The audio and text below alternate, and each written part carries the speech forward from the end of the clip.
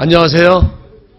저 오늘 초대된 그 선배님께서 택시를 좀 늦게 타시는 바람에 조금 늦으시다고 우리 박호근 장관님께서 저보고 10분을 떼어라.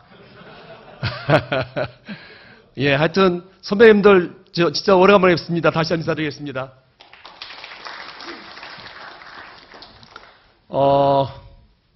사실 제가 이제 임기가 7월이 이제 마감입니다. 그래서 쭉 3년 동안 이제 진행해 온 것들을 간단히 설명을 드리면 아마 작년 7월에 그 우리 저 재단 설립이 돼서 어제는 우리 기술로 창업한 회사가 소정에 이제 돈을 기부하겠다고 해서 약정식을 좀 했고요. 그래서 이제 첫 번째 기업으로부터 이렇게 이제 기부를 받게 됐고, 그 다음에 아마 그 재단 홀딩스, 우리 선배님들이 70년대 초에 만들었던 그 우리 키스트 기술을 가지고 사업화하는 데 들어가는 지주이사 격을 그동안 만들지 못했는데 이제 자본금 한 200억 정도를 가지고 시작을 하려고 합니다. 그래서 지난 3년간 창업한 회사들이 우리 이 연구자가 창업했든지 우리 기술을 갖고 창업한 회사가 21개 정도가 나왔고요. 그런데 요즘에 그 VC들이 투자를 하는데 떡잎부터 투자를 하는 게 아니고 이미 싹이 올라온 것들만 투자를 하고 있는 격이거든요. 그래서 저는 이제 그 VC하고 벤처 캐피탈하고 우리 공공 부분에 TLO 조직하고의 사이 이 간극을 좀 메꾸겠다라는 그런 차원에서 저 지주이사가 아마 설립이 될 것 같고요. 그러면 아마 지금 과기부에서는 카이스트하고 서울대하고 키스트가 그 지주이사가 어떻게 활동하는지를 이렇게 이제 되게 흥미롭게 얘기를 하고 있는데 아마 이제 지주이사 생기면 이제 저희가 그 창업된 회사에다가 투자도 하고 또 우리 지분을 갖고 있는 걸 또 이렇게 뺄 수도 있고 뭐 이렇게 해서 자유스럽게 아마 이제 그 투자와 회수를 할 수 있는 그런 시스템이 됩니다. 그러면 작년에 이제 저희가 기술료를 처음으로 100억을 돌파했습니다만 제 생각으로는 한 1년에 한 기술료가 한 300억 정도는 돼야 될 것 같고요. 그 다음에 한두 개 회사는 매년 IPO 갈 수 있는 그런 시스템이 되면 아마 키스트는 좀 이제 어느 정도 세계에서 굳건한 그런 연구소가 되지 않을까라는 그림을 또 그려보고 있고요. 또 한 가지는 아마 그 어떤 평가의 제도의 혁신입니다. 그래서 뭐 몇 번 말씀을 드렸지만 사실은 평가 제도가 없는 거고요.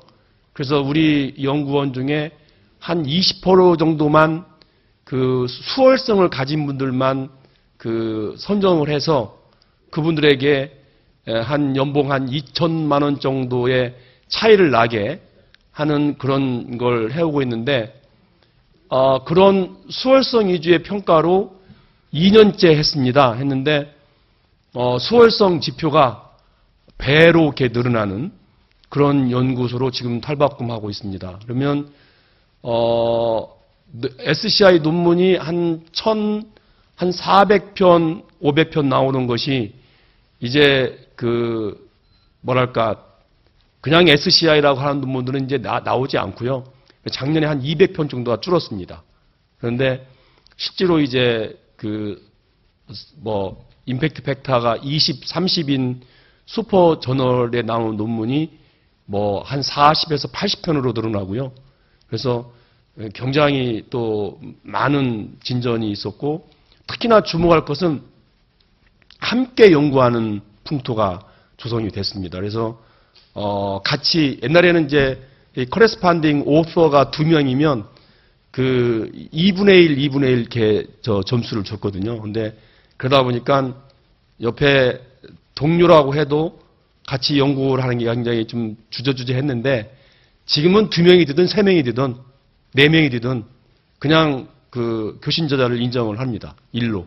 그러다 보니까 서로들 이렇게 짝짓기 해서 연구도 하고 또 뭐 연구비도 없이 스스로 또 같이 연구해서 기술 이전도 하는 그런 게 지금 나오고 있고요. 그래서 상당히 참 연구 쪽에서는 어떤 획기적인 그런 전환 그리고 사실 옛날에 우리 기능원 제도를 해가지고 그 연구원들을 서포팅 하던 것을 이제 전문원 형태로 아마 석박사 받은 분들이 지금 옛날에는 이제 그 뭐랄까 실장님이든지 그 그룹 리더한테 속해 있던 그런 연구 그 뭐랄까 지원자들을 이제는 이제 중앙 조직에 놓고 이제 공이 이렇게 그 공유할 수 있는 그런 시스템으로 만들어 가고 있습니다. 그래서 대학원생에 의한 아마추어 연구보다는 어떤 그런 스페셜라이즈 된 그런 연구 지원 조직의 지원을 받는으로써 어떤 프로 연구를 해보는 이제 그런 게 지속이 되고 있고 그래서 18명 정도가 기술융합 지원 조직이 지금 되어 있고요. 그래서 아마 그쪽도 계속해서 이렇게 요구가 많이 들어오고 있습니다만 제 생각에는 주로 이렇게 특정 분야에 치우치지 않고 이렇게 스페셜라이즈 된 그 공통으로 활용될 수 있는 그런 그 연구 지원 조직을 만들어 가는데 그 주력을 할 계획입니다. 그래서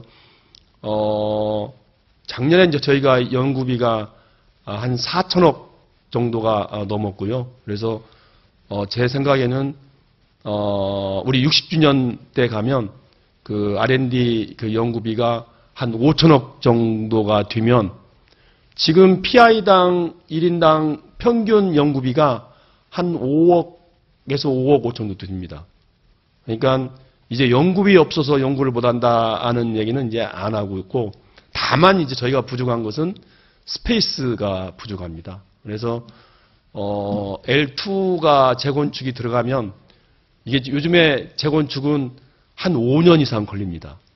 5년, 6년 걸립니다. 환경 영향 평가다, 뭐 안전에 대한 그런 뭐 방법의 확보다 이래가지고 5, 6년 가는데 아마 한 5, 6년 정도가 최고로 우리 연구자들이 좀 스페이스 때문에 고통을 받을 것 같아서 여러 가지 트라이를 하고 있습니다. 이게 지금 우리 서울시 역삼동 쪽에 우리 땅이 한 5군데가 있습니다. 그 땅이 있는 데가 도로가, 그러니까 아마 행정적인 착오였던 것 같아요. 제 생각에는. 많이 이제 우리 땅이 있었던 것을 뭐 이렇게 처분하고 그러면서 그것도 재개발하고 그러면서 땅, 길 위에 있는 부분만 키스트 소유로 돼 있어요. 그래서 5군데인데 공시지가로 한 100억 정도가 됩니다. 그래서 지금 서울시하고 대토든지 대빌딩이든지 뭐 이렇게 해서 지금 그 협상을 좀 하고 있고요. 그렇게 되면 저희가 이제 그 어떤 그 연구 조직이 이렇게 서울 아닌 다른 데로 가게 되면 지역 조직으로 분류가 돼서 굉장히 좀 심하게 보고 있는데 서울 내에서 움직이는 건 아마 그렇게 어렵지 않는 것 같아요. 그래서 당분간은 창동역에 지금 25층인가? 뭐 이렇게 그 건물이 들어서는 것 같아요. 그래서 그쪽에서 지금 도봉구청과 서울시에서는 우리 이 키스트의 일부를 지금 초청하려고 노력을 하고 있고 저희들은 이제 뭐뭐가 또 그 외진 지역이라서 좀 주저주저 하고 있는데 이제 조건을 이제 봐가면서 좀 할 거고요. 그래서 아무튼 좀 한 5년, 6년 동안은 우리 이 연구자들이 그런 걸 좀 감내를 좀 해야 되지 않을까 그래서 떠나시는 분들의 가장 큰 이유가 사실은 뭐 교수보다도 자율성이 없다라는 거 하나하고, 두 번째로는 이제 스페이스라는 거, 뭐 이런 거를 위해서 이제 영향이 있어서요. 이제 그렇게 노력을 하고 있습니다. 그래서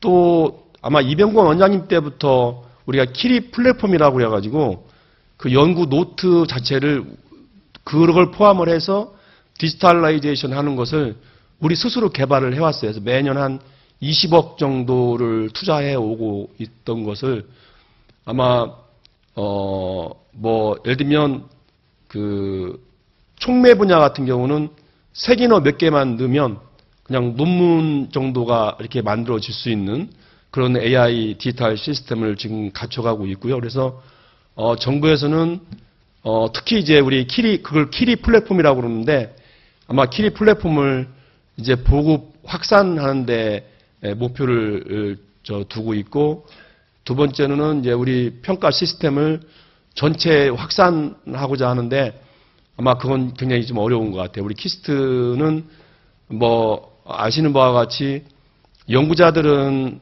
노조에 가입되어 있지 않아서 우리 연구원들 평가 시스템을 바꾸기가 쉬운데, 대적 단지에 있는 연구소들은 연구원이 주로 노조에 좀 들어있거든요. 그래서 그 평가 시스템에 대한 그 혁신이라든지 이런 것은 아마 쉽지 않을 것이다 라는 말씀을 좀 드려보고, 그래서 이제는 뭐 홍릉 여기 농촌경제진흥원 자리에 서울시에서 한 6년 전부터 바이오 허브라고 해가지고 그 바이오 쪽에 인프라를 구축해 놓은 게 있는데, 금년도부터 또 키스트가 맡게 됐습니다. 그래서 명실공히 홍릉 지역에는 뭐 키스트가 이제 모두 이렇게 뭐랄까 경영 아닌 경영을 하게 돼서 책임이 더 무거워지는 거죠. 이제는 핑계 댈 게 없습니다. 그동안에 서울 바이오 허브가 보건산업진흥원이 6년 동안을 위탁 경영을 했었거든요. 그래서 주로 뭐 관심 없는 보건산업진흥원이 바이오 허브를 관리하고 있어서 우리 생태계 내에 들어오지 않는다 했는데, 이제 우리가 맡게 돼서 이제는 탓할 데도 없고요. 오로지 이제 키스트가 서울 지역의 혁신 생태계, 또 지방의 그 강수 특구도 같이 견인해 나가는 그런 뭐 중차대한 그런 임무를 갖게 됐어요. 그래서 이제는 제가 이제 키스트 함대가 완성이 되었다라는 생각을 가지고 있고요. 그래서 이렇게 잘 진행되다 보면 진짜 뭐 지금은 뭐 옛날에는 뭐 키스트도 25개 연구소 중에 하나라고 해갖고 뭐 중복성도 많이 뭐 얘기가 됐는데, 요즘에는 그런 중복성 얘기는 없습니다. 워낙 또 연구 영역도 독자적으로 이렇게 분야를 만들어 갖고 있고, 그래서 이제 그런 얘기는 나오고 있지 않은 것 같아요. 이제 10분 넘었는데요. 장관이 어떻게 하죠?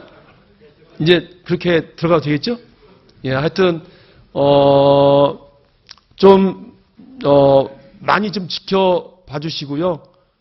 우리 후배들이 못 믿어 오시겠지만, 그래도 키스트가 세계 속의 연구소로 점점 한 걸음 한 걸음 더 나아가고 있다. 또 오늘 방금 미네소타 대학에서 지금 총장이 와가지고 제가 오전에 MOU 했는데, 전임 원장들이 우리 20명이 계시더라고요. 근데 4분의 원장님이 미네소타 대학 출신이었어요. 저 그거 보고 깜짝 놀랐는데, 최영섭 장관님도 미네소타 나오셨고, 박원희 원장님, 박원훈 원장님, 문길주 원장님이 4분이 그 미네소타 대학의 출신으로서, 그래서 오늘 아침에 또 MOU 하고, 요즘은 그 미국에 있는 대학이나 연구소에서 MOU 하자고 찾아옵니다. 저희가 가서 뭐 합시다가 아니고요. 국립연구소인 로렌스 리버모라든지 시카고 대학이든지 뭐 펜스테이트라든지 이런 데서 같이 공동 연구를 하자 하면서 오고 있어서 모르겠어요. 그 사람들은 그 펀딩 때문에도 그런지도 모르겠지만 아무리 그런다 한들 키스트가 연구 실력이 없으면 그렇게 하지는 않을 것이다. 그래서 그래도 이제는 다른 선진국과 뭐 국제협력하자고 구걸하는 게 아니고 이제는 골라서 해야 될 정도로 많은 이제 그 미국에 있는 그 대학이라든지 연구소가 그렇게 협력하자고 오고 있어서 상당히 좀 좋은 사인이 아닌가 이런 생각을 해봅니다. 저 이제 정말 들어도 되겠죠? 예, 이상 말씀 마치겠습니다. 예.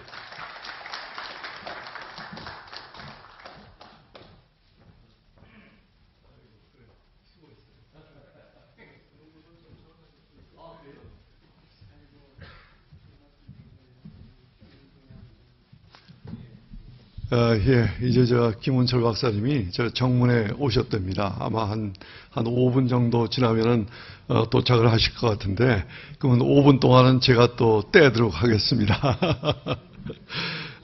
이제 이 코로나가 지나고 오늘 참 마스크 벗으신 여러분들의 모습을 보니까 참 새롭네요.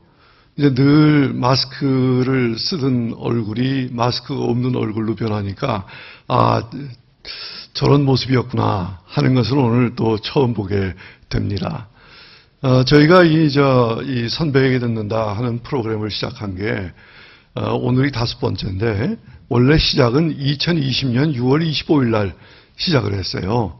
그날 이봉진 박사님을 모시고 이 자리에서 처음 시작을 했는데 그때는 코로나 때문에 그 직원들은 전혀 참석을 못하고 그리고 연우회 회원들만 참석을 했는데 오늘은 우리 직원들까지도 같이 참석을 하시니까 참 좋은 것 같습니다. 이젠 진짜 후배들이 이런 얘기는 꼭 들었으면 좋겠다 해서 이 선배에게 듣는다 하는 프로그램을 마련을 했는데 실질적으로 이 프로그램을 만들었던 그 의미를 오늘 시간이 좀 있어서 여러분들한테 좀 말씀을 드릴까 합니다.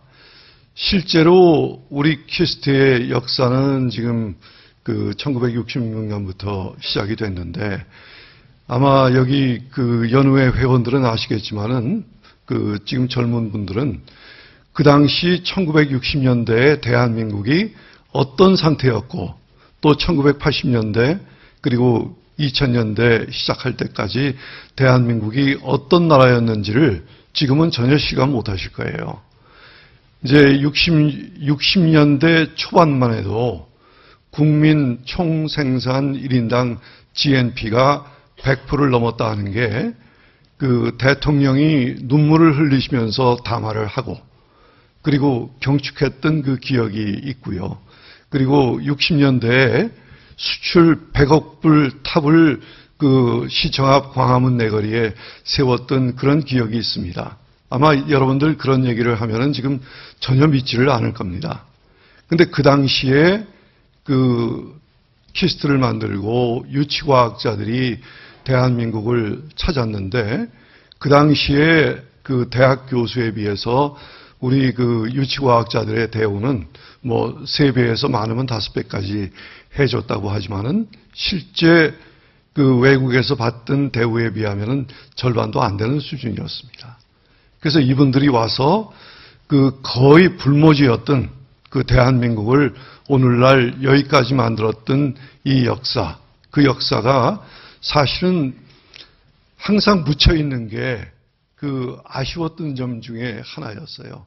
그래서 제가 연우회 회장을 맡은 이후에 우리 선배님들이 그동안에 대한민국을 위해서 했던 이 역사는 기억이 돼야 되고 또 이 역사라는 것은 우리가 과거를 들추자는 얘기가 아니라 과거가 이러했고 과거의 선배들이 이런 길을 걸어왔기 때문에 우리는 지금 현재 어디로 가야 될 것인가. 사실은 과거를 알아야 과거에서부터 현재까지 그리고 현재에서 미래로 연결되는 그 길을 알 수가 있는데 지금까지 어떤 길을 걸어왔는지를 모르면서 미래로 어떤 길이 열려 있을까 하는 것을 과연 알 수 있을지 이게 늘 의문이었습니다. 그래서 사실 경영학 관련된 서적을 여러분들이 읽으셨는지 모르지만은 피터 드러커가 쓴 그 책을 보면은 거기에 기본적인 5 questions가 있습니다. 5개의 질문. 저도 이제 지금부터 한 30여 년 전에 그 책을 피터 드러커가 누군지도 모르면서 그 책을 처음 읽으면서 충격을 받았던 것은 과학자들은 늘 새로운 것을 추구하기 때문에 질문을 하더라도 이 경우에 어떤 새로운 질문 또 새로운 관점에서 질문을 해야 되지 않냐 하는 그런 생각을 했는데 그 경영학자가 쓴 그 책을 보면서 그 5가지 질문 이것은 어느 조직이든 어느 사회든 꼭 필요하다 하면서 그 책을 썼는데 그 얘기는 아주 본질적인 얘기였어요. 그러니까 본질을 알지 못하면은 근본적인 해결책도 알 수가 없다는 거죠. 자, 이제 김은철 박사님이 도착하셨습니다. 힘들게 오셨는데 박수 한번 쳐주시죠.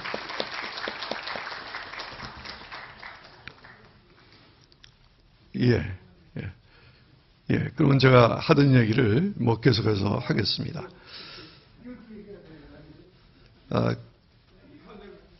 가운데 앉으시죠.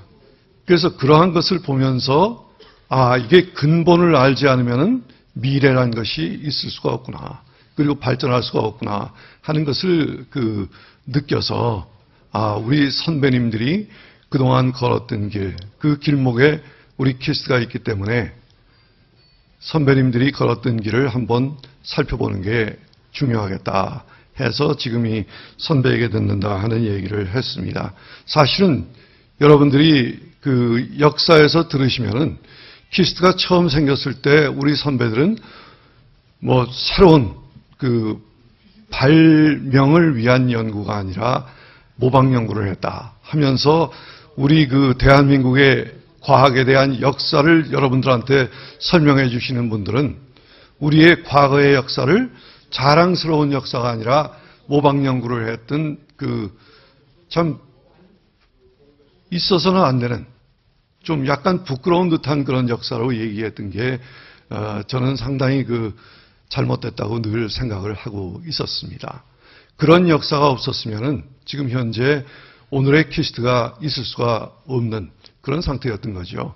그래서 선배님들이 1960년대, 70년대, 80년대를 거치면서 무슨 연구를 했고 어떤 마음가짐으로 했는가 그리고 대한민국의 경제 발전을 위해서 얼마나 노력했는가 하는 것을 후배들이 들으면서 내가 키스트에 근무를 하면서 이 선배님들이 지금까지 닦아온 이 길을 내가 더 발전시키고 있구나 하는 것을 느끼면은 아마 여러분 스스로가 키스트의 지원이라는 것에 대한 자긍심을 느낄 거라고 생각을 합니다. 그래서 많은 후배들이 이 자리를 가득 메웠으면 좋겠다. 제가 예전에 여기 근무하고 원장을 있을 때 세미나 하면은 여기 거의 가득 찼는데 오늘도 절반도 안 차서 좀 아쉽긴 하지만 다음번부터는 좀 많은 분들이 오셨으면 좋겠다 하는 그런 생각을 합니다. 그래서 여기 선배에게 듣는다를 여러분들이 들으면서 배워야 될 점, 그 점들이 있다고 생각합니다. 그래서 오늘 제가 인사말 대신에 이제 시작을 했기 때문에 그 얘기까지 끝내고 이제 우리 김은철 박사님 강연을 듣도록 하겠습니다. 우선적으로 사실은 이분들이 열악한 대한민국과 열악한 대우를 받으면서 대한민국에 왔던 것은 첫 번째가 애국심이 있었습니다. 사실 나라를 생각하는 그런 정신이 없었다면은 그 당시에 잘 대우받고 좋은 연구 환경에서 연구할 수 있는 그 환경을 뿌리치고 대한민국에 왔겠습니까? 그래서 그 선배님들이 제일 먼저 1966년, 67년, 68년, 69년 이때 오신 분들은 애국심이 투철했다 하는 게 첫 번째고요. 그것을 여러분들이 한번 다시 되새겼으면 좋겠다 하는 게 첫 번째 생각이고요. 그 다음에 두 번째는 이분들의 도전 정신. 그 당시에 대한민국에 아무것도 없었어요. 그 대학교에 연구에 이응자도 없던 그런 시절이었습니다. 대한민국에 모방 연구를 하지만 그래도 연구가 무엇인가 하는 것을 제일 처음 시작했던 분들이 이 선배님들이기 때문에 이분들의 도전 정신, 이것은 뭐 요즘 말로 맨 땅에 헤딩하기죠. 아무것도 없는데 뭐부터 시작을 해야 될지 모르니까 이제 수입 대체품을 만드는 거에서부터 시작을 했는데 그게 바로 오늘날 키스트를 만들었던 그 원동력이 됐던 것이고요. 그런 도전 정신을 여러분들이 배우셔야 된다 하는 게 두 번째고요. 그 다음에 세 번째는 진짜 무에서 유를 창출을 했습니다. 그 당시에 우리나라에 뭐 조선업이 있었습니까? 기계산업이 있었습니까? 또 화공업이 있었습니까? 아무것도 없었죠. 아무것도 없을 때 박정희 대통령께서 최영섭 소장님과 그리고 여기 그 우리 선배님들을 부르면서 이런 것을 한번 해봤으면 좋겠는데 이거 계획 한번 세워봐라 하면은 이분들이 경험이 있건 없건 그 정말 불철주야 노력하면서 그 계획을 세워서 오늘날에 뭐 구미, 울산, 포항, 광양 이런 데에 그 단지를 만들었던 그 역사. 그게 바로 그 선배들이 만든 그 역사의 한 편이었습니다. 그래서 그 무에서부터 유를 창출했던 그 정신. 그 정신이 여러분들이 연구하는 데 꼭 필요한 정신들인 거죠. 그리고 네 번째는 이제 그 내려놓는 정신. 미국, 독일, 뭐 프랑스, 일본 이런 데에서 공부하셨던 분들이 거기서 첨단 연구를 하다가 어느 날 갑자기 모국에 돌아와서 모방 연구한다. 그리고 남들이 잘 알아주지도 않고 그 정말 지도교수로 가르치셨던 교수님들 또 같이 일했던 동료들이 보면은 저 친구가 아이디어가 빈곤해서 겨우 저런 연구밖에 못하나 하는 그런 연구를 들을 것을 각오하면서 그 첨단 연구에 대한 욕구를 내려놓고 희생정신이 앞섰기 때문에 대한민국에 와서 그런 연구를 했었다. 그거를 사실은 그 대한민국이 알아줘야 되는 정신이라고 저는 생각을 하고요. 그리고 또한 여기 키스트에 근무하는 후배들이 우리 선배들이 이런 정신을 가지고 그 당시에 첨단 연구를 하셨던 분들이 대한민국에 와서 쥐꼬리만한 그 뭐 대학 교수에 비하면 큰 봉급이죠. 그렇지만은 외국에서 받던 그 대우에 비하면 쥐꼬리만한 대우를 받으면서도 자부심을 가지고 연구했던 그 자세가 바로 그런 자세였고 그런 자세는 지금 현재 연구하고 있는 후배들도 꼭 필요한 그런 자세라고 봅니다. 이제 보는 관점은 다르겠죠. 예전에는 대한민국을 어떻게 살려볼까? 또 수입하고 있는 물품을 어떻게 값싸게 공급해서 국민들한테 그 쉽게 보급을 할까? 이런 생각을 했지만 이제 여러분들은 세계와 겨루면서 전 세계에 경쟁력 있고 대한민국이 경제대국 그리고 안보대국이 될 수 있는 그런 연구가 무엇일까 하는 그 보는 관점이 달라졌다 뿐이지 선배들이 갖고 계셨던 그 정신은 여러분 마음속에 연연히 살아있어야 된다고 저는 생각을 하고 있습니다. 그래서 이 연우회에서 2020년 6월 25일에 처음 이봉진 박사님을 모시고 이 선배에게 듣는다 하는 것을 했는데 지난 한 2년 동안은 그 코로나 때문에 이 프로그램을 하질 못하고 그리고 우리 여기 후배들은 이 자리에 오지도 못하고 그런 상태에서 지금까지 진행됐는데 다행스럽게 그래도 오후에는 이제 이 마스크에 대한 부담이 없어서 그런지 오늘 이 중간 뒤쪽에는 그래도 현재 근무하고 있는 후배들이 참석을 해서 상당히 흐뭇한 그런 마음입니다. 다음에는 여기가 좀 꽉 차서 6번째 하시는 선배님들은 내 얘기를 우리 후배들이 이렇게 많이 듣고 있구나 하는 것에 대해서 좀 감격스러운 그런 순간을 맞이했으면 좋겠다 하는 그런 생각을 해봅니다. 오늘 제가 한 10분을 때우려고 올라왔는데 한 10분 정도는 다 지난 것 같아서 그리고 또 우리 김은철 박사님께서 오셔서 이제 급했던 이 숨도 이제 다 골라주신 것 같아서 제 얘기는 여기서 끝을 낼까 합니다. 그리고 오늘 여기에 세 번째 선배에게 듣는다 말씀을 해주신 성기수 박사님, 또 네 번째 해주신 우리 최영복 장관님 두 분 또 자리를 같이 해주셔서 대단히 기쁘고요. 또 오늘 우리 김은철 박사님께서 정말 60년대, 70년대, 80년대 그리고 2000년대까지 아주 힘들게 기계공업을 개척해 오신 그 말씀을 듣게 돼서 저로서도 아주 영광입니다. 하여튼 제 얘기는 여기서 마치겠습니다. 감사합니다. 네, 그럼 진짜 지금부터 강연을 시작하겠습니다. 오늘 아까 안내 받으신 대로 선배에게 듣는다 제5회 강연자는 김훈철 박사님이십니다. 강연자인 김훈철 박사님과 사회를 맡으신 이윤표 박사님을 무대 위로 모시겠습니다. 큰 박수 부탁드립니다. 네, 올라오시는 동안 제가 김훈철 박사님에 대해서 간단히 소개드리겠습니다.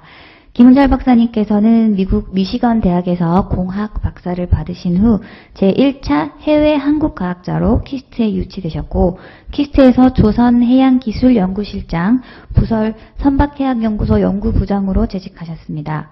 이후 국방과학연구소 부소장, 한국선박연구소 소장, 한국기계연구원 원장을 역임하셨습니다. 그해 제5회 아태지역 조선전문가회의 의장, 대한조선학회 회장, 과학기술정부출연연구기관장 협의회의 초대 회장으로도 활동하셨습니다.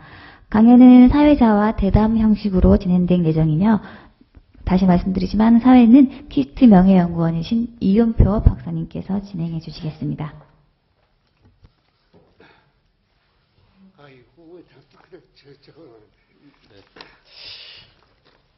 아이고, 늦었지만 김문철 박사님 건강하게 오셔서 감사합니다. 김문철 박사님이 아마 33년생이시니까 연세가 꽤 거의 90 가까이 되신 연세인데요. 지금부터 시작하겠습니다.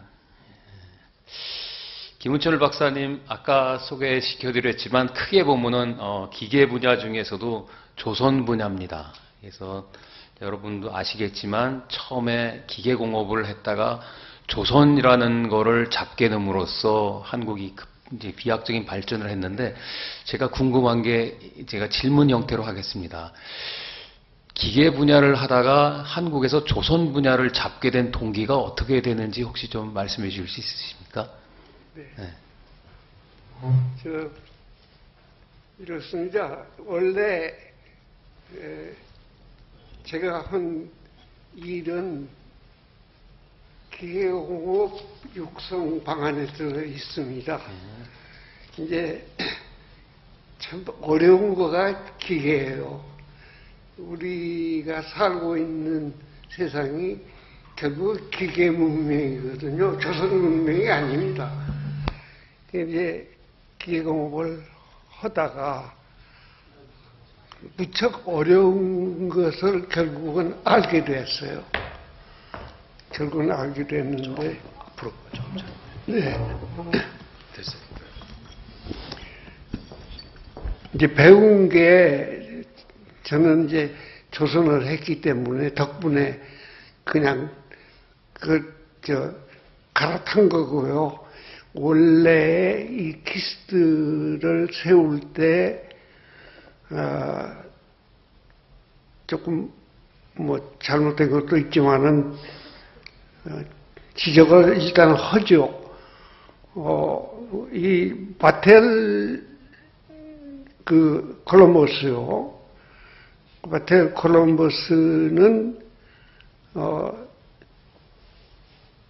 인더스트리를 가서 도움는 거가 줍니다. 그러니까 공업이 있는데 문제가 있으면 이제 가지고 와서 이게 좀 도와주시오. 이게 이제 준대. 이 잘못 해가지고 이제 돈을 쓰다가 보니까 그렇게 됐는데, 한때는 여기 이사도 바텔에서 와 있었어요. 그러니까 바텔이 이제 미국하고 프랑크푸르트 두 군데서 하고 있었지만은 인더스트리를 도우라고 그러는데 인더스트리가 있는 나라에 가서 돕는 거지 없는 나라에 와서 돕게 됐단 말이에요. 그러니까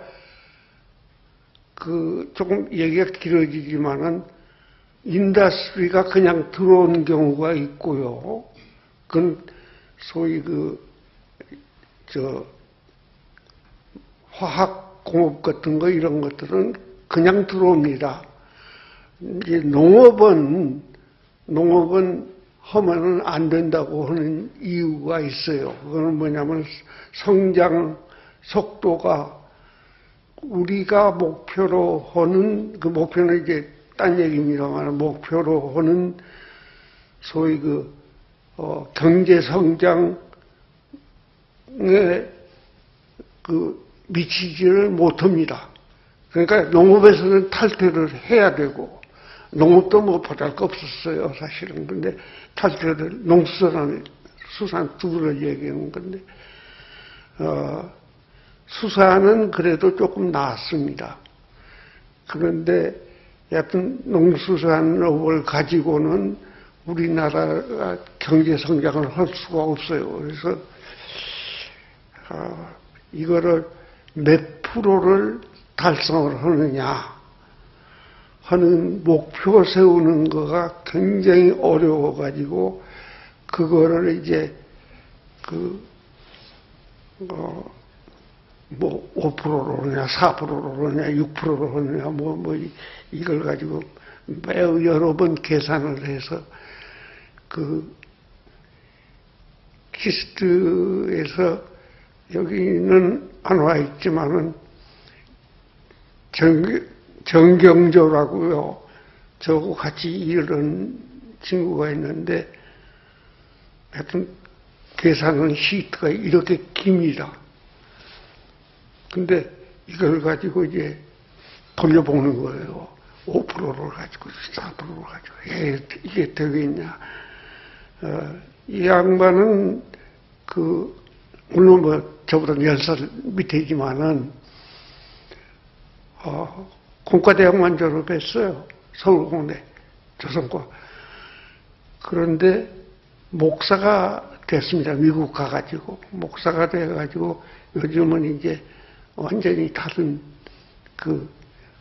정말 하느님께 감사드리는 그런 생활을 하고 있습니다. 그러니까 우리가 아까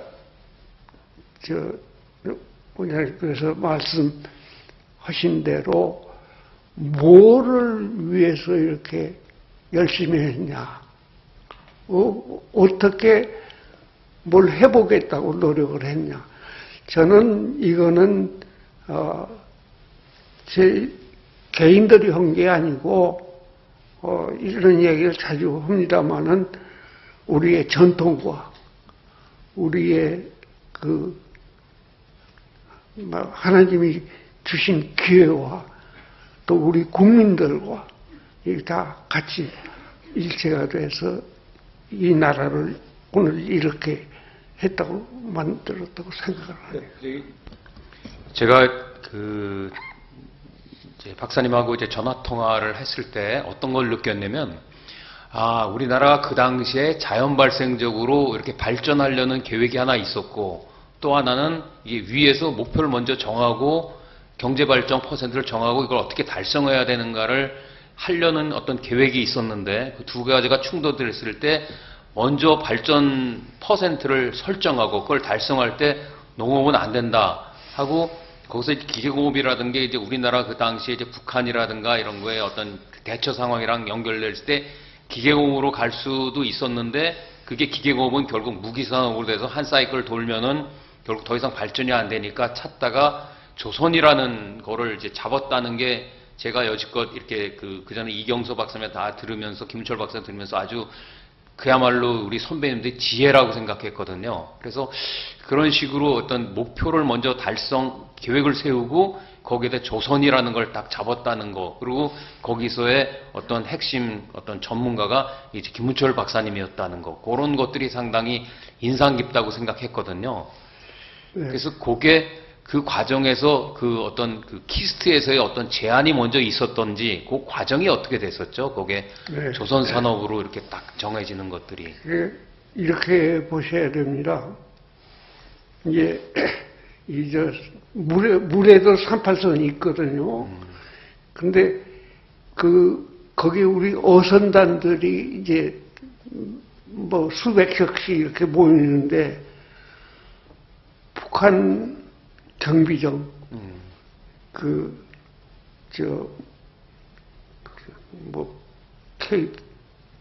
K35인가 무슨 그런 게 있어요. 이것들이 이제 섞여 있다가 우리 배는 그때 대개 한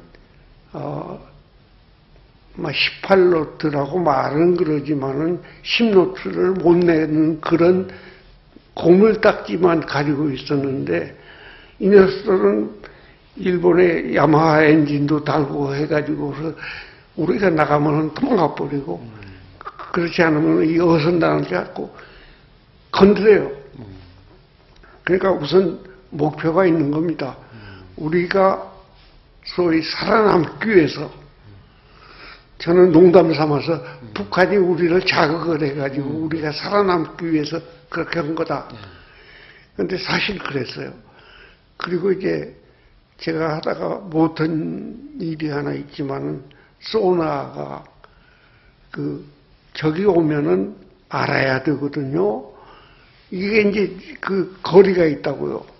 거리가 있는데 그게 저 친구들은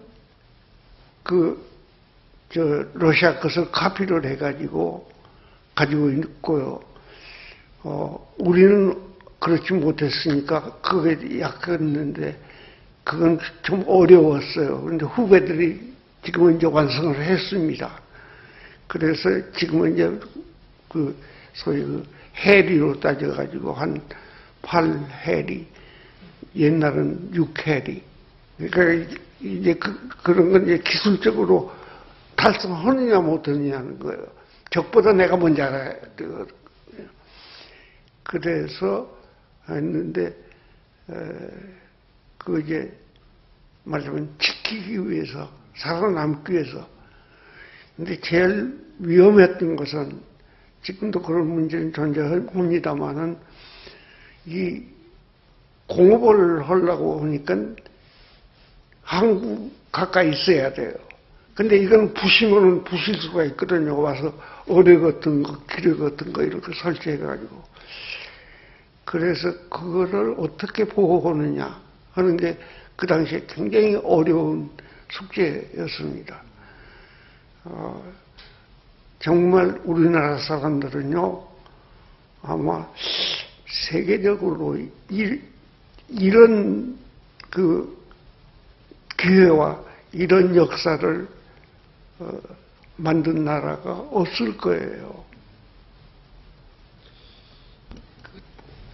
그 당시도 그렇지만 요새의 어떤 북한이라는 존재가 사실상 엄청난 저희한테 위기고, 사실 어떻게 보면 그 위기이기 때문에 비용도 많이 부담하는데, 제가 선배님들을 이렇게 들으면서 북한이라는 존재의 위협이 오히려 키스트가 그거를 잘 이용해 갖고 국가 발전에 유용하게 썼다는 그런 인식을 많이 받거든요. 장 목사님, 우리 박사님 어떻게 생각하세요? 맞습니다. 그 말씀은 그러니까 경쟁을 하고 자극을 하고 위협을 받으니까 우리가 여기서 이겨야 되겠다. 지금도 존재합니다. 그거는. 근데 이제 지금은 다른 게 북한이 이제 넘어다 보지 못하게 된 게 1967년, 8년쯤 부터는 우리가 능가하게 됐어요. 근데 키스트의 얘기를 좀 한다고 그러면은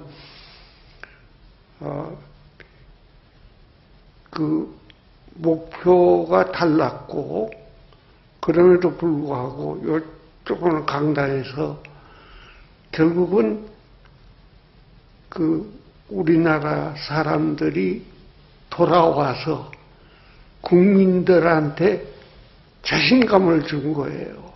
그리고 그걸 성공을 했습니다. 그러니까 이 조선이나 이런 것이 중요한 게 아니고 우리가 여기서 대한민국을 키워서 훌륭한 나라로 만들겠다. 그걸 성공을 한 겁니다.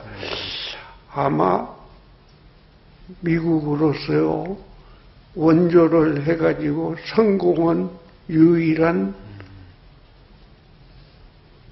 성공 사례가 됐을 거예요.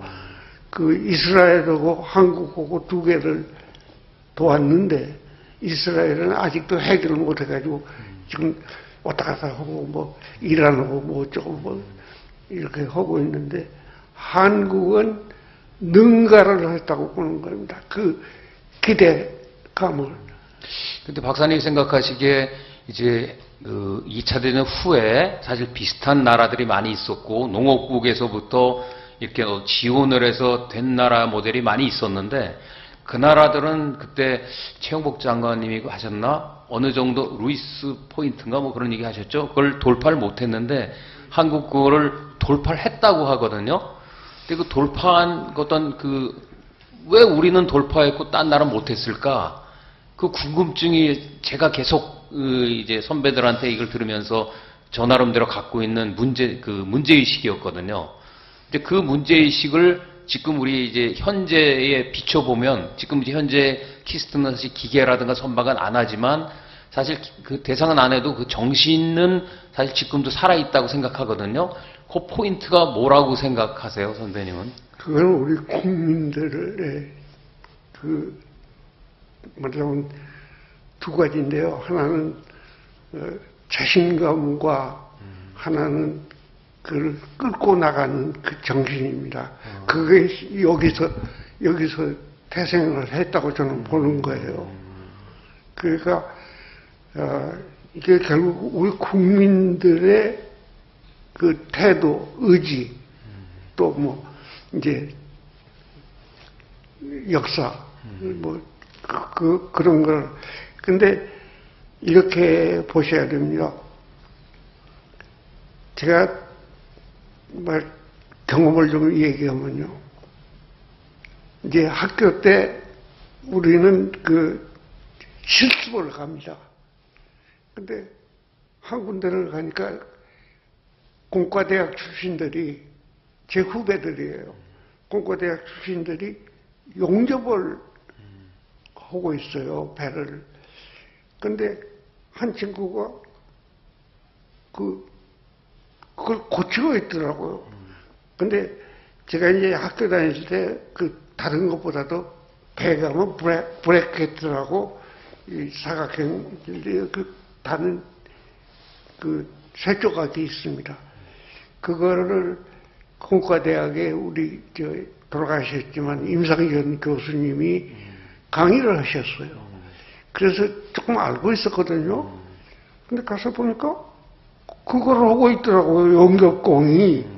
일터가 없으니까 거기 가서 그걸 하는데 도면을 고쳐요.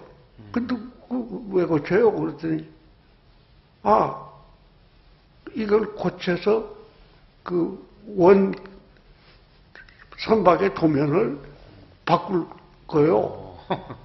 그러더라고요. 참 묘한 얘기도 듣는다. 그거를 제가 공부를 학교 다닐 때 열심히 했기 때문에 그걸 무슨 소리인지를 알았는데 이렇구나. 그러니까 우리나라 사람들이요, 남이 안 가지고 있는 걸 가지고 있는 거예요. 그게 뭐냐면 내가 이 일을 해서 잘 만들어가지고 이걸 고쳐나가자. 그 수속이 복잡하거든요. 왜냐하면 도면이라는 게 그냥 고쳐지지 않습니다. 그걸 고쳐가지고 그거를 합격을 하고 검증을 하고 뭐 시험을 하고 뭐 좀 걸려요. 근데 그걸 하고 있더라고요. 그래서 참 묘한 사람들도 있네. 이게 지금 우리나라에서 조선공사에서 배를 한 20척 만들어서 중국에 대만에 납품을 한 역사가 있어요. 그 배에서 일어난 얘기인데, 그러니까 이게 뭐라고 할까요? 스스로 고치고 스스로 뭐 좀 시끄럽게 하기도 하지만은 그러한 그 정신, 결국은 우리나라를 이렇게 만들었다고 생각합니다. 제가 이제 이렇게 여러 번 모셨지만 김훈철 박사님이 좀 연배는 좀 더 위신 것 같더라고요. 그래서 이경서 박사님을 저희가 모셨었는데 오히려 이경서 박사님보다는 약간 좀 윗분이신 것 같아요. 그래서 그때 최영복 우리 초대 소장 우리 최영섭 네. 초대 소장님이 오셨을 때 상황도 그때 얘기 좀 하셨는데, 최영복 소장님이 여기 키스트 소장이 되시기 전에 어떤 일을 하셨는지 혹시 기억하세요? 최영섭. 예. 이렇게 말씀을 드리죠. 정말 훌륭한 분인데, 우선 그 밑에 두 번째 동생은 자동차 회사에서 굉장히 중요한 일을 해가지고, 이게 집안 일을 좀 돌보고 그랬어요. 근데 그 밑에 동생이 조선과를 나오고 저거 동기생입니다. 영섭이라고 동기생인데, 그러니까 우리 최영섭 장관은 금속과지만은 조선에 대해서 모를 리가 없잖아요. 그리고 자기 동생이 여기 키스트에 물건을 납품을 하고 있었어요. 어느 날, 너 이제 키스트 물건 납품 못해. 그러니까 자기가 여기 관계되는 한은 키스트에 물건 납품하는 걸 중단을 했습니다. 그래서 고생을 좀 했죠. 그것도 영섭이가. 근데, 그러니까 그런 엄격한 지도력, 하는 게 있고 못하는 게 있고, 그리고 기합도 좀 받고, 저는 특히 기합을 받을 수밖에 없는 게 동생 친구에다가 조선과에다가 그렇지 않습니까? 그러니까 저는 꼼짝 못하시오. 한 번은 막 이 강당에 떠나가도록 기합을 받았어요. 그래서 기합 받고 나서 나는 이제 저까지 나지 않겠구나. 이제 그렇게 안도감을 올려 갖고 그렇고 지났습니다. 근데 왜 혹시 그런 것들 박 대통령은 왜 최영섭 소장님을 키스트 소장으로 택하셨을까요? 많은 분이 그 전에도 있으셨을 텐데. 이제 이렇게 됐습니다. 바텔이 모형이 틀렸지만은 한국에서 이제 누구한테 이걸 맡길 거냐 해가지고 첫 번째 대상이 된 게 서울공대예요. 공과대학에 가서 보고 이제 느낀 게 좀 있었고요. 대학은 조금 어렵겠구나. 왜냐하면 하나를 고치면 여러 대학을 수료돼야 되니까 어렵겠구나. 그렇게 생각하고 이분들이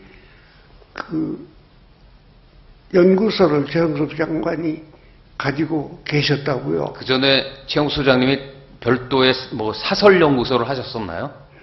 사설인지 어쩐지 저는 그 내용은 모르고요. 연구소를 가지고 있는데 거기를 가서 보니까 이게 이 어려운데 연구소가 있네. 근데 실제로는 이제 대학에다가 하려고 했는데 그게 잘 안 되니까 자기가 어디서 만들어가지고 금속 연구소를 만들어서 가지고 있는데 이거를 이제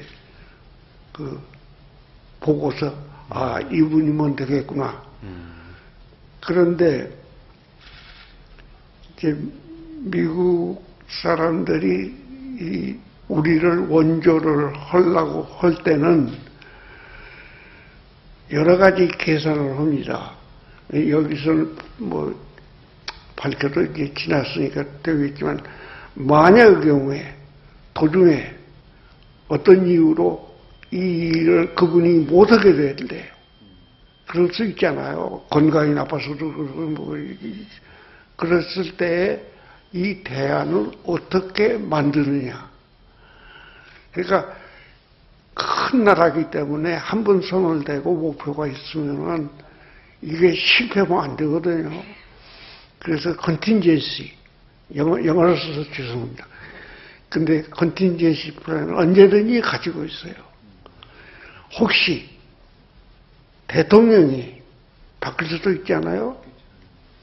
정권이라는 그런 거니까. 그랬을 때 어떻게 되느냐. 그래서 여러분들이 아실런지 모르겠는데 갈프 오일이 이제 한국에다가 좀 투자 형식을 바꿔야 되겠다 생각했을 때 국회를 가서 다짐을 한 거예요. 그러니까 국민들을 상대로 해서 다짐을 받은 겁니다. 그래서 우리들 몇 사람은 국회에 가서 또 국회의원들한테 설명을 하라고. 그러니까 설명을 하고 국회에 가서 위원회에 가서 설명도 하고 뭐 그랬습니다. 우리야 뭐 그냥 거기에 뭐 밑에 전문가들이니까 문제가 없고요. 이게 결국은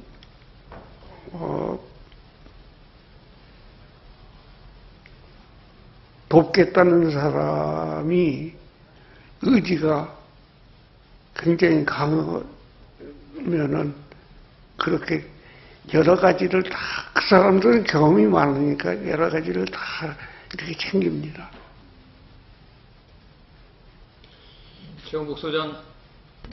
최영복 소장님이 이제 그 초창기에 사실상 박사님은 제가 궁금한 거나 포커싱 하는 게 여지껏 오셨던 분들은 어느 정도 세틀 되신 다음에 오신 분들이고 박사님은 오히려 저 초창기 때니까 초창기의 연구 어떤 그 형태, 예를 들어서 지금 이제 독립채산제라든가 계약제라든가 이런 게 처음 도입되고 그랬었다고 생각하거든요. 그럴 때 그 당시에 있던 박사들을 받아들이는 박사님들의 분위기는 혹시 어땠어요? 저게 읽어보면은 세계에 유례가 없는 거를 그때 키스트가 원래 네 개의 분야가 있습니다. 금속, 기계, 주물선 뭐 해서 네 개 분야가 있고요. 그래서 이게 돌아가셨지만 김재화 박사가 이렇게 네 개를 이제 했고 가운데 기계가 있었는데 신문에도 나오고 뭐 그림도 있고 그래요. 근데 문제는 제일 어려운 게 기계거든요. 그러니까 기계를 성공을 하면은 결국 공업화가 된 거예요. 그러나 그게 쉽지를 않습니다. 그래서 정말 최영화 씨하고 여기 이런 사람들 몇 사람 고생을 많이 했어요. 냄비를 해볼까? 키스트입니다. 타이프라이터 소리 그걸 해볼까? 자동차를 해볼까? 뭐를 할까? 해가지고 22개 항목을 놓고 하나씩 다 따져봤어요. 근데 다 어렵거든요. 어떤 것은 어떻게 되고 어떻게 되고. 근데 전력이 있는 게 소위 베네수엘라하고 대만하고가 실패를 했어요. 실패를 했는데 한국이 또 하겠다고 그런단 말이에요. 그러면 뭐가 다르냐 이거예요. 그러면 그 다르다는 걸 보여줘야 되거든요. 저 사람들한테. 대만이나 이런 나라들은 실패를 했지만은 한국은 실패를 안 한다. 그게 그렇게 쉽지는 않습니다. 근데 이제 그러려면은 정말 그 노력을 하고 코피를 흘리고 그래야 돼요. 우린 코피를 흘렸습니다. 실제로. 그러니까 이게요, 되게 일을 하게 되면 이제 낮에는 뭐 일을 못하고, 그 다음에 소위 토론하느라고 밤 한 2시까지는 이제 서로 앉아서 뭐, 네가 오르니 내가 오르니 이러면 어쩌지 저러면 어쩌지 하고 이제 그 토론하고 나면 진짜 이 일은 이제 3시부터 시작하는 거예요. 그래가지고 아침 한 6시, 7시나 깨가지고 그 다음에 9시까지 이제 뭐 노닥거리고 심지어 우리 집 아파트를 여기 기스에서 주셔서 거기 살고 있었거든요. 그런데 밥 먹을 시간이 없어가지고 여기까지 걸어오지를 못하고 거기서 10분이 오는데 밥을 자취를 해서 거기서 밥을 그 안에서 먹고 그리고 사람 만날 때만 여기로 오는 거예요. 그리고 최영석 장관님은요, 노란 잠바를 입고 다니십니다. 넥타이를 매는 일이 없어요. 저 청와대 갈 때나, 청와대도 뭐 보통 안 가시니까 대통령 만나는 거에는 가시지도 않지만은 노란 잠바 입고 그렇게 그 소위 모범을 보이는 거예요. 굉장히 어떻게 보면 무서운 분입니다. 이제 조선을 하게 된 것은 그거는 저는 그렇게 생각해요. 기회가 어려우니까 할 수 없이 했다. 근데 우리가 기계공업을 해야 할 이유는 그 북한의 위협이 있었고 공업화를 해야 되겠다는 의지가 있었고 하는데 그럼에도 불구하고 대개 이제 산업이 제대로 돌아가려면 국가가 할 수 있는 거가 한 20% 돼요. 나머지 80%는 민간이 해야 됩니다. 그래서 이 키스트라는 조직이 소위 그 민간을 이제 만들어내고 뭐 도중에 뭐 합주해서 쫓겨났지만 쫓겨난 사람들도 가서 일을 하거든요. 그래서 어떻게 보면은 이 사람을 길러낸 거, 자신을 주고 바로 이 강단입니다. 그 600년 역사상 거의 무에서 깨나게 한 걸 성공한 예가 딱 하나 있습니다. 이 강당에서 해가지고 그게 성공을 한 거예요. 이스라엘하고 한국하고 이제 아까 말씀드린 대로 한국은 그걸 성공을 했는데 그 무슨 그 전문가들이라는 견지보다도 의지, 한국 사람의 의지, 이거가 결국은 구현을 한 게 아닌가 이렇게 생각합니다. 박사님이 보니까 이제 전북 출신이세요. 네. 근데 전북에서 이제 대학교를 이제 서울로 오셨는데 그때 좀 어렵지 않으셨어요? 지방에서 서울로 오시는 게? 아유, 그보다도 훨씬 어려웠습니다. 이게 이런 얘기는 할 필요도 없겠지만은 제가 전주고등학교를 1등으로 나왔거든요. 아, 1기십니까? 네. 1기. 예. 1기고 전교에서 1등으로 쭉 다녔거든요. 그런데 서울고공대 어느 분이 그 감독을 들어와가지고 책상이 그때는 이렇게 좁았어요. 감독을 들어와가지고 감독 하는 양반이 좀 그분도 우리 선배지만 좀 감독을 잘 못해가지고 서로 베끼고 그랬다고요. 근데 내 옆에 있는 녀석이 내 친구죠, 물론. 그대로 베꼈어요, 제 것을. 어? 제대로 베꼈는데 그 사람은 나중에 큰 우리나라 회사의 회장까지 한 사람입니다. 근데 그러니까 이제 시험지를 갖다 놓고 뭐 베꼈느냐 안 베꼈느냐 뭐 이럴 거 아닙니까? 비교해 보니까 틀린 것도 베꼈어요.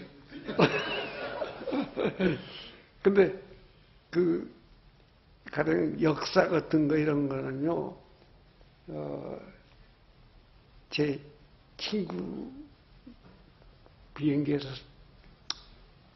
일찌감치 어렵게 사고를 냈지만은 전성욱 선생님이라고 한문을 가르치던 분이 계세요. 우리는 이걸 어떻게 설명하나? 교장 선생님을요, 그 김가전 목사님인데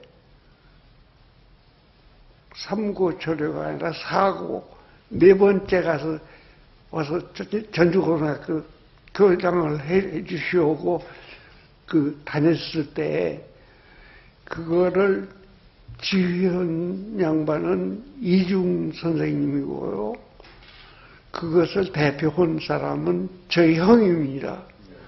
근데 그분들이 똘똘 뭉쳐가지고 가서 모셔온 거예요. 모셔왔는데, 그러니까 이 양반은 이제 쩔룩쩔룩하죠. 그러나 그분이 돌아가셨을 때 그 학교에서부터 장례식장이 저기 원산동에 있는데 거기까지 줄이 끊기지를 않을 정도로 조문객이 있었습니다. 그러니까 이게 다 그런 훌륭한 분들이 사람을 키워내는 겁니다. 근데 이제 박사님이 1933년생이시고 56년에 이제 서울대학교를 들어오셨는데 그 당시에 공부를 잘하신 분은 되게 법대나 의대로 가지 않으셨나요? 공대를 특히 오셨어요? 저는요, 그 서울대학교 조선과가 제일 꼴찌입니다. 서울대학교도 1등짜리는 화공과가요. 여기 화공과 저기 있지만 화공과가요.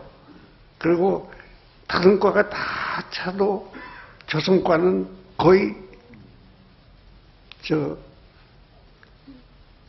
지망하는 사람이 없어요.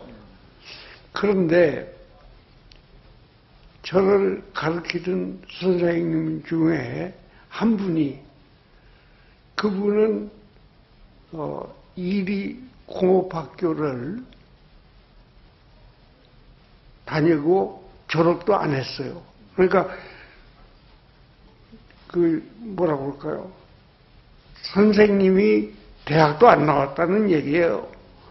그분이 저보고 너 조선과 가라. 느닷없는 거죠. 저는 조선과를 제일 꼴찌인데 가라. 그러면서 왜 가라냐 하면 잘 봐라. 38선 막아놓고 이 섬나라 아니냐. 그러니까 바다 둘러싸여 있으니까 가라 그러시더라고요. 그러니까 이게 선생님들이 이제 아까도 말씀드리지만 전주 북중 내지 전주고등학교는 그 뭐라고 할까요? 목사님이 김과전 목사님이 와이사스를 읽고 나오면은 떨어진 건 괜찮지만 더러운 건 안 된다 그러셨다고요. 이런 거 하나하나가 전부 다 교육입니다, 사람. 그래서 저는 정말 교육이라는 게 결국 정신이거든요. 그걸 이제 그런 훌륭한 분들한테서 배운 거예요. 지금도 그걸 기억하고 있습니다.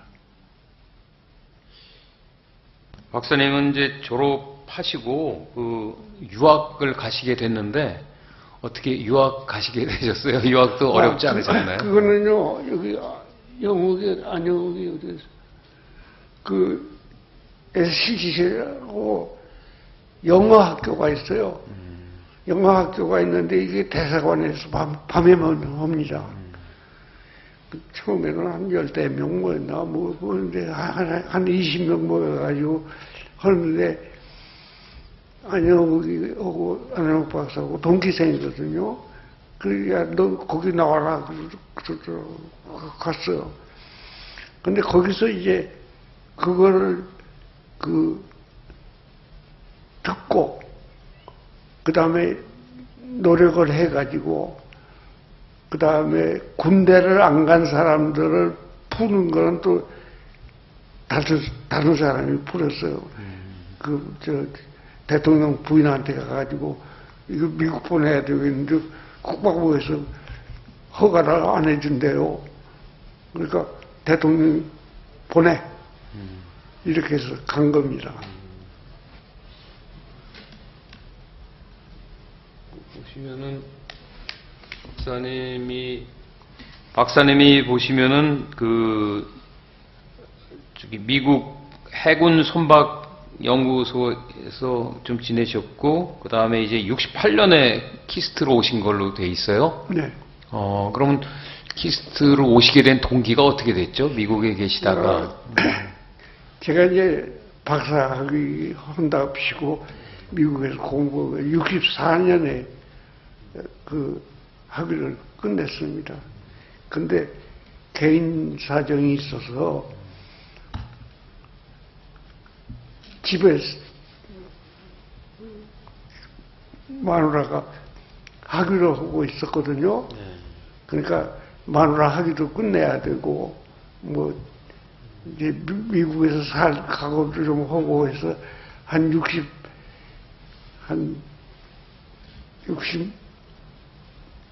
64년 조금 전부터 어떻게 박사 학위를 하기는 할 텐데 이걸 어떡하지? 그러면 이제 대개 세 가지 방법이 있어요. 하나는 미국에서 대학 교수가 되는 것이 제 염원입니다. 근데 저는 10년간 거기 있는데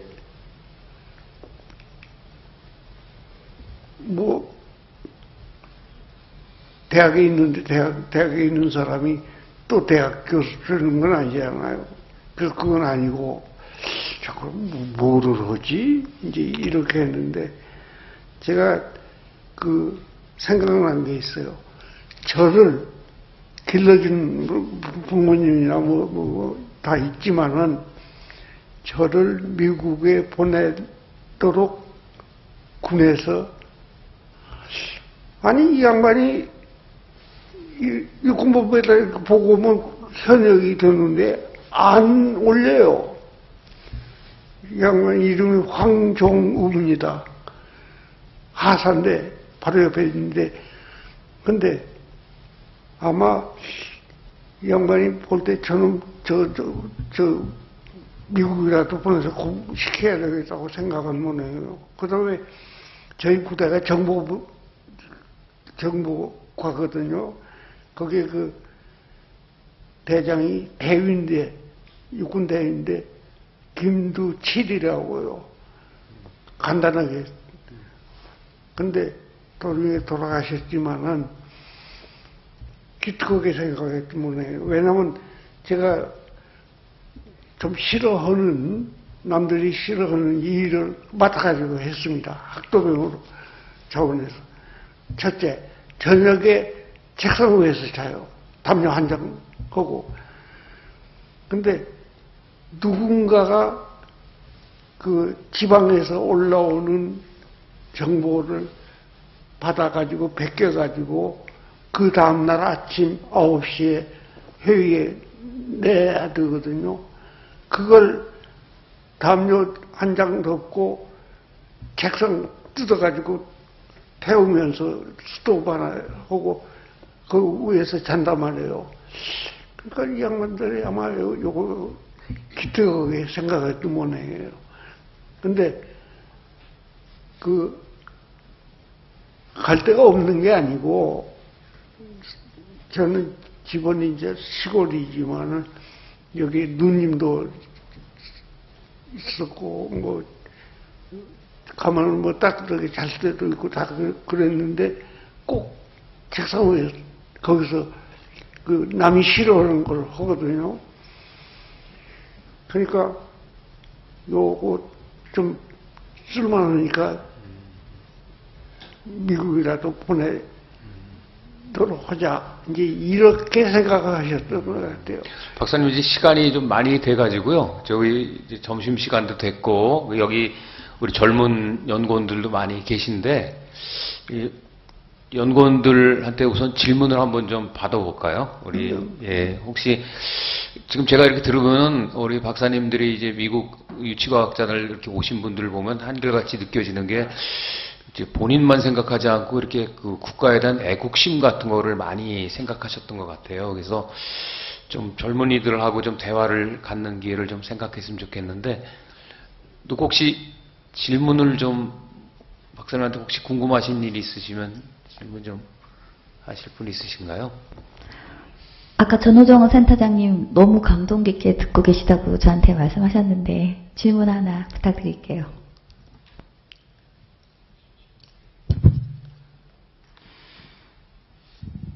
네, 질문을 생각할 시간을 주시면. 네. 안녕하십니까. 생체재료연구센터의 센터장 전호정입니다. 저는 이제 우리 한참 선배님이셔서 아까 들어오실 때, 그러니까 그 공고에는 사실 선배님의 그 연세나 학번 이런 거에 대한 것이 없어서 전혀 예상을 못했습니다. 그래서 들어오시는 모습만 보고서도 사실 이제 찡함이 울려왔고요. 그때 이제 처음 키스트 설립됐을 때 그 초기 여기 오신 과학자이신 것만 알고 연배가 많으시겠구나 상상은 했는데 그 과거 진짜 있었던 당사자의 말씀을 직접 들으니까 더 감동을 사실 받았습니다. 그래서 애사심이 더 생긴 것 같고요. 뭐 들으면서 이제 질문 드릴 건 없는데 건강하신지 그리고 키스트에서 엄청나게 너무 열심히 일하셨던 것 같은데 키스트에서 일하심으로 인해서 생긴 질병 같은 건 없으신지가 궁금합니다.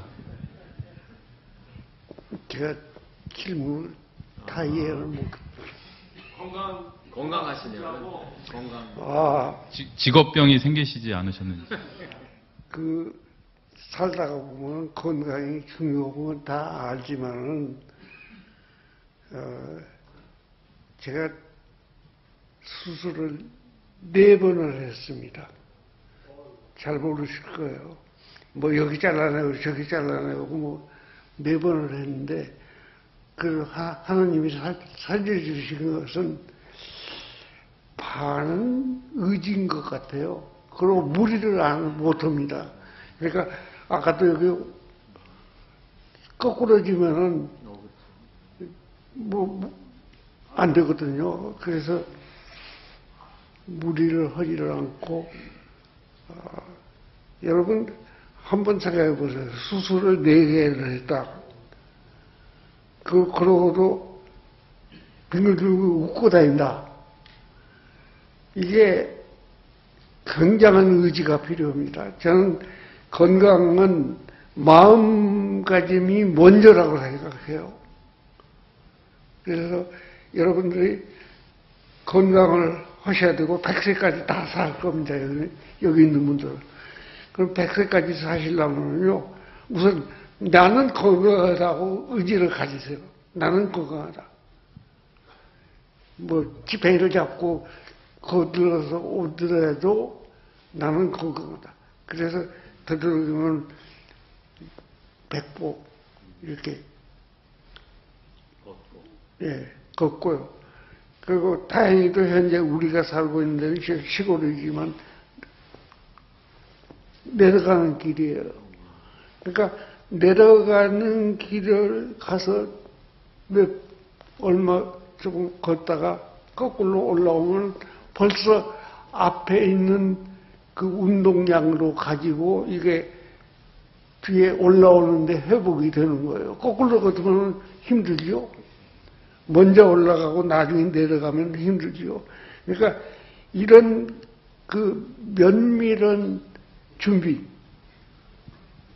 이건 수술을 여러 군데 해본 사람은 그거 압니다. 예, 감사합니다.